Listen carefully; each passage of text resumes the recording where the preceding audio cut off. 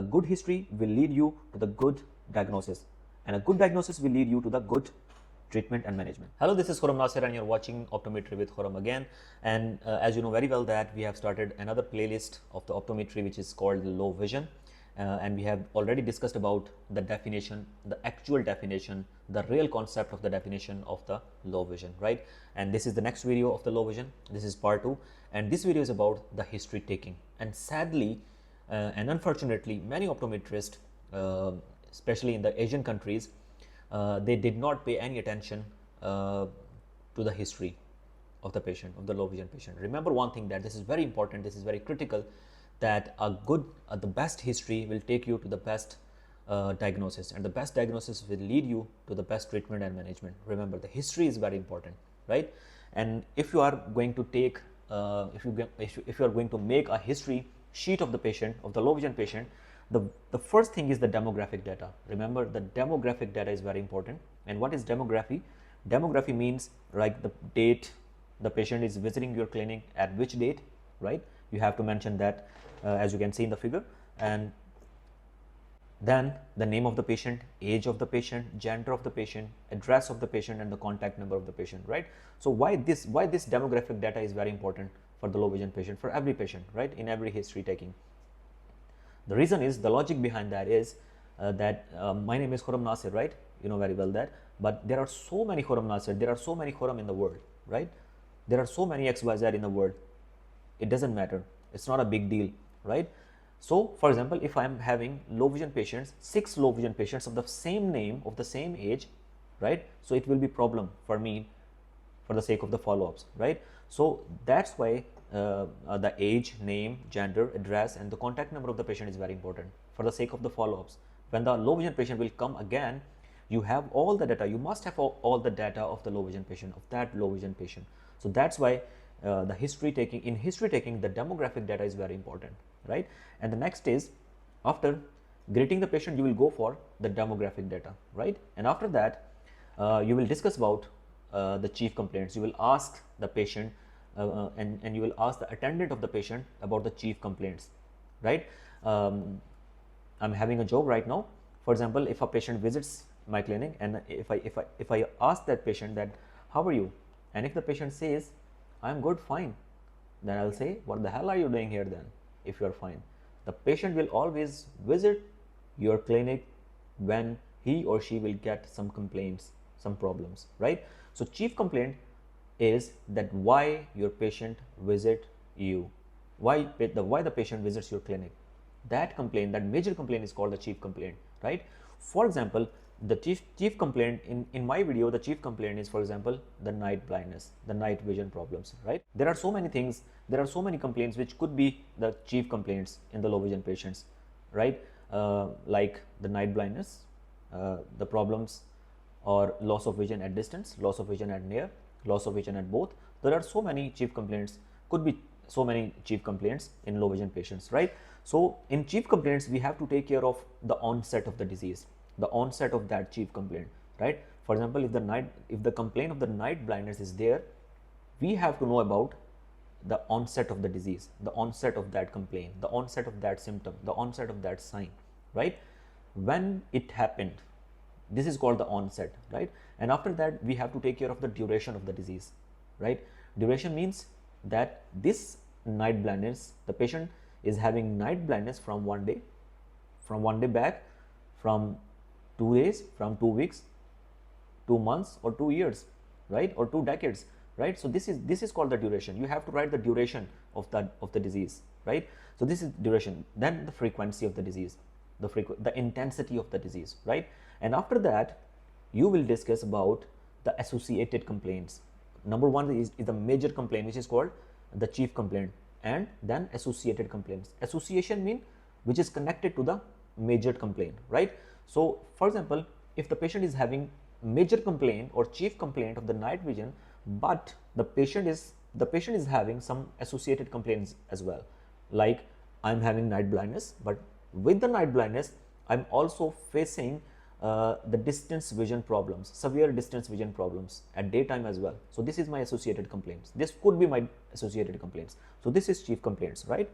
And after the chief complaints, We will discuss about the general and the medical history, right? And in general and medical history, we will ask the patient about any present illness, the illness which is the patient is having right now in present, right?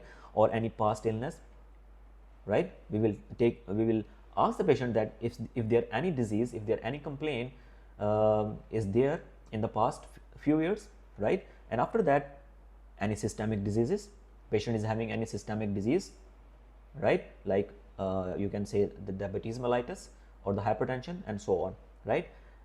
If patient is having some allergies, and we have to enlist all the allergies, we have to enlist all the systemic diseases, right? We have to enlist all the past surgeries, right? General surgeries, and we have to enlist all the medication patient is having right now or patient had in the past, right? So we have to make a list of these things, like the present illness, past illness, if any surgery is there, or any allergy is there, or any medication history is there.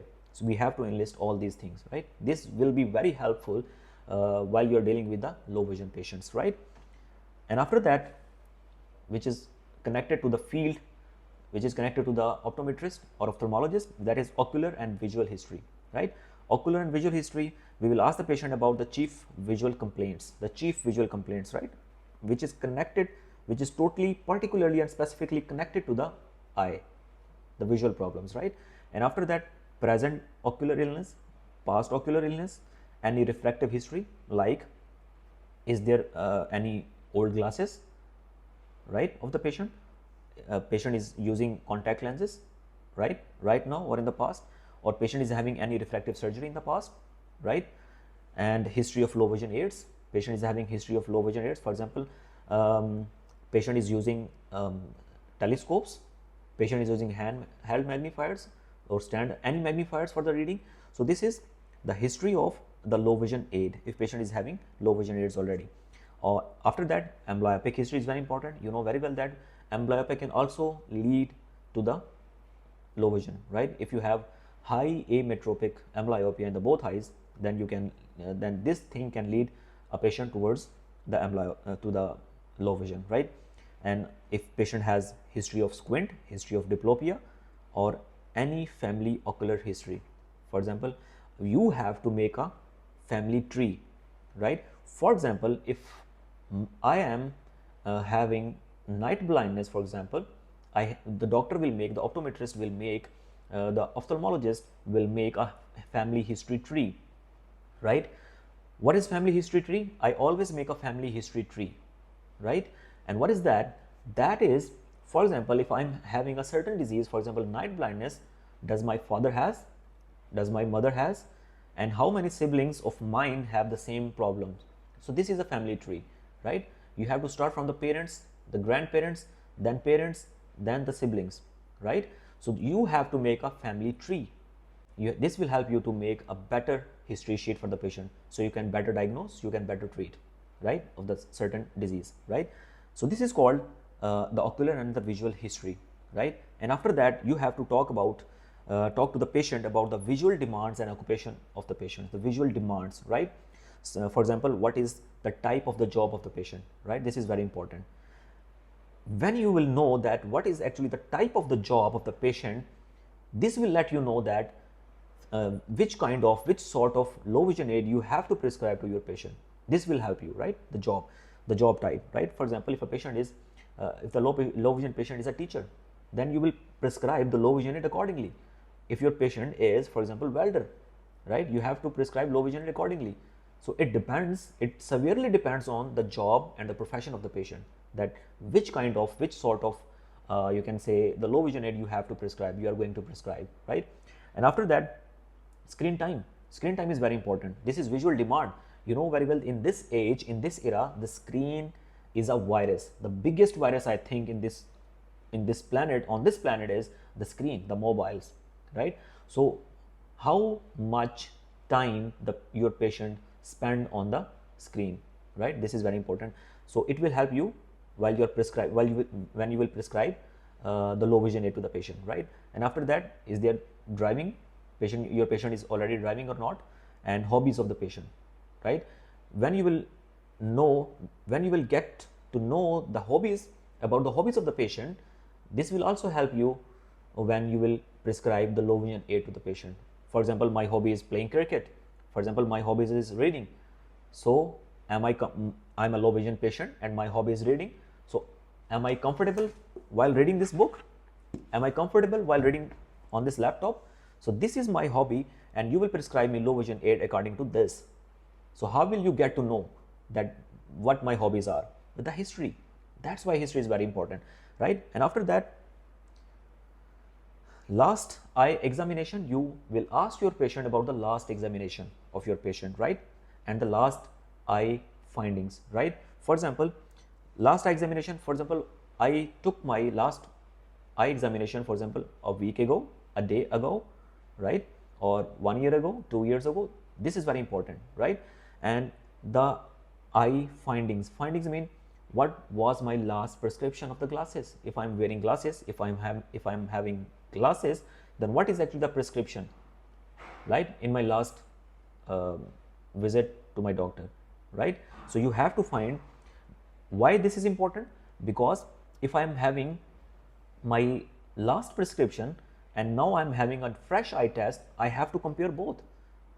Either there is improvement in the prescription or there is deterioration of the in the prescription of the glasses, right? So this is very important.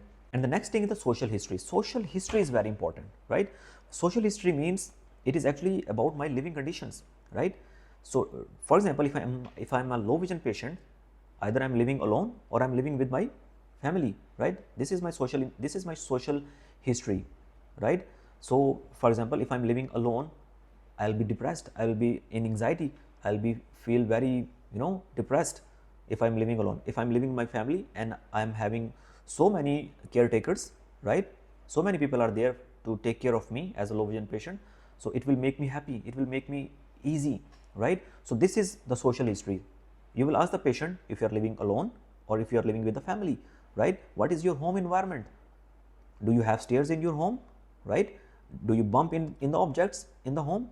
This will make you to know that which kind of low vision aid you will prescribe to your patient. You have to visit, being a good optometrist, being a good low vision specialist, you have to visit the site where your patient is living, at the home of the patient, right? For example, last year I attended a patient, right? She visited my clinic and I deal with her, and I prescribe him a low vision device according to my clinic's environment. You can see there are so many lights over here, right? The illumination of my clinic is very good, but the patient was complaining. Why? Because the lighting and illumination condition at her house was not good. So this is very important, right? So after that,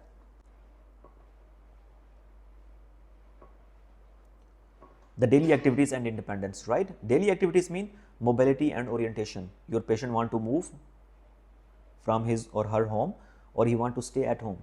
It depends on the loss of the visual acuity or loss of the visual field, right? So this is the choice of the patient towards the mobility and orientation, right? For example, if he need help or he is independent, he want to be independent, or he needs some help of the family members, right? So this is daily activities and independence. You have to ask some questions about the daily activities and the independence as well. After that, the occupational status. Either your patient is employed, your patient is retired, your patient is student, or your patient is a housewife or housemaker, right? This is occupational status. This will also help you, right? While you will prescribe like the low vision devices, right? Your patient is having smoking, your patient is alcoholic, right? What is the psychosocial and emotional impact of your patient, right? Your patient is feeling in isolation, your patient feel depression or anxiety, or there is any coping mechanism of that patient who is depressed. I mean to say that is coping mechanism is there or not? Is there any person in the house, right, who is helping that patient or not, right? So this is very important. After that, we will discuss about the distance vision history, right? You will ask the patient that can you recognize the faces? If she says yes, then you will ask at what distance you recognize the patient. it is 1 meter, it is 2 meter, 3 meter or 6 meter, right? So, and with which device he recognize the patient? Is he using any device already or not, right? So this is very important. Same as you will ask the patient that about the hobbies, right? Like he watch TV usually, he attend any cinema, right? So if yes, you will prescribe him the low vision aids accordingly. And you will ask the patient that did you feel any problem recognizing colors? So it will help you to know that your patient is a colorblind or not, right? After that, you will ask the patient that do you bump into the objects, different objects? If yes, it means that patient got severe vision problems, right? And now we will discuss about the near vision history. And first of all, in the near vision history, you will ask your patient that what is the near activity he or she performed. Either he is a tailor, either he is a reader, either he is a welder. So being at